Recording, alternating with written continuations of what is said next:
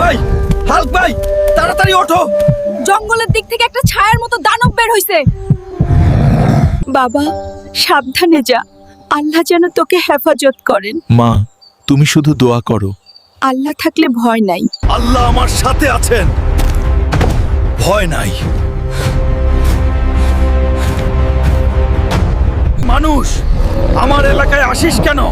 এই জঙ্গল আল্লাহর সৃষ্টি, নিরীহ মানুষকে ভয় দেখাস কেন? হে আল্লাহ, আমাকে শক্তি দাও। আল্লাহু আকবার।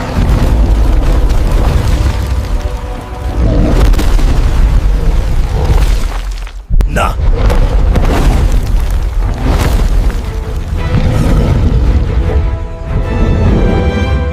হাল্ক, তুমি আমাদের জীবন বাঁচাইছো।